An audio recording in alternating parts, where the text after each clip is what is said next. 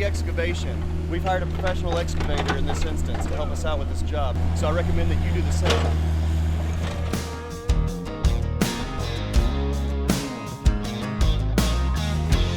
Every single swimming pool is going to require a minimum of 2-foot overdig all the way around the entire perimeter. So if it's a 20 by 40, you're going to dig a 24 by 44 area. You might want to check with your local township though. Now, some local municipalities or cities will require engineered stamped drawings. That's not the case for everybody in the country, but you may want to check with your local township, your local city codes to see what they require. If you do need stamped drawings, Pool Warehouse can provide those to you. Just give us a call. It takes about 2 to 3 weeks for delivery, but those drawings will be stamped, sealed, and signed by an engineering firm that's licensed for your state.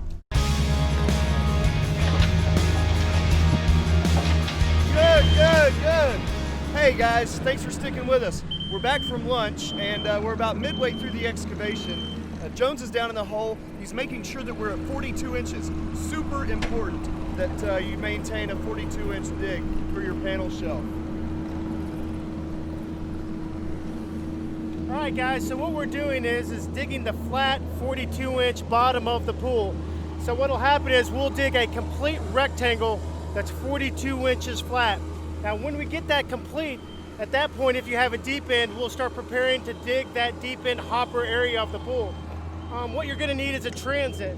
A transit has a digital readout, and periodically throughout the excavation, you need to make sure that you're checking to have that 42-inch depth. So for example, right here, we're about 41 inches deep. That's okay. If we don't hit it exactly, we can always come back with a shovel during final grade and get that exact 42 inch. So I'm gonna get back to checking.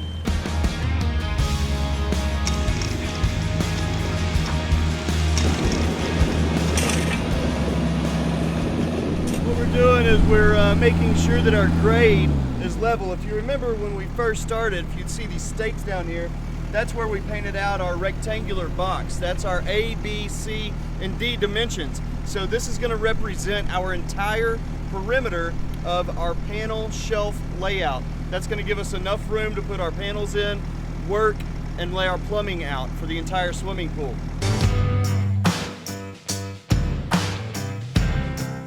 We're going to start tamping the ground down. Now this is a pretty standard tamp.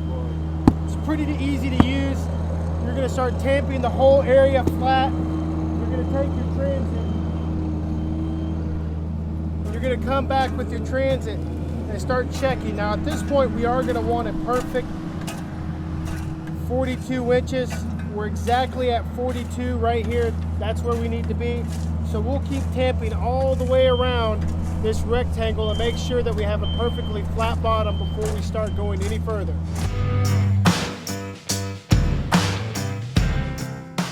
We've just finished up the 42-inch flat bottom rectangle area of our swimming pool.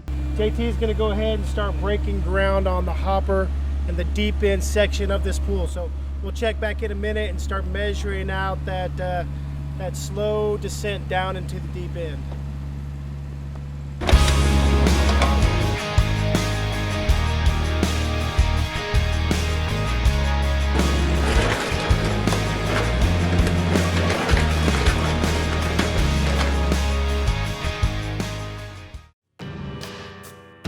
Gorgeous morning here in East Tennessee, and we're excited to get started on this pool today. We're going to give you a quick recap of what we did last night to acquire the radiuses in this swimming pool. It's not as difficult as it looks. Thank you, Jones.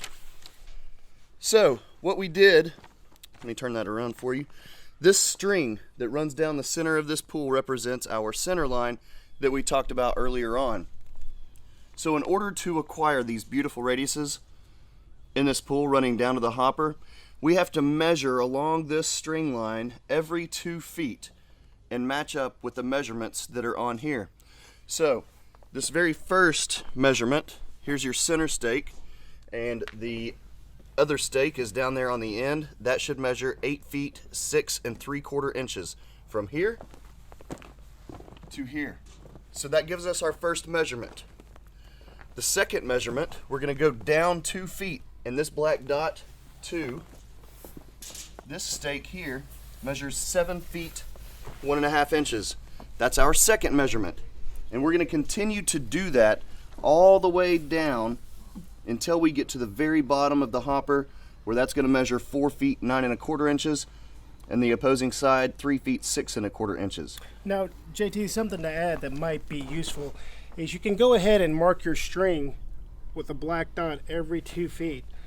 Once you get it pulled tight, that way you have an easy reference point to come back to as you're starting to pull out your string to your next stake. So if you can see those stakes, you've got a really nice curved radius all the way down. Now, we've got a quick pro tip for you, something to make sure you remember when you're pulling the radius and putting your stakes in.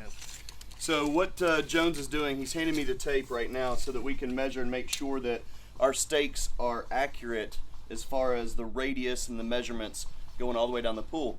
So what we're doing, notice that we're measuring straight across and not measuring down. Because if I do this, then we're going to be about 2 inches off. You have to make sure that your tape is pulled straight and level from that string line. So if you take a level, put it on the back side of the stake before you get ready to hammer it all the way in, make sure that your measurement is correct and make sure that you're level and straight with your tape.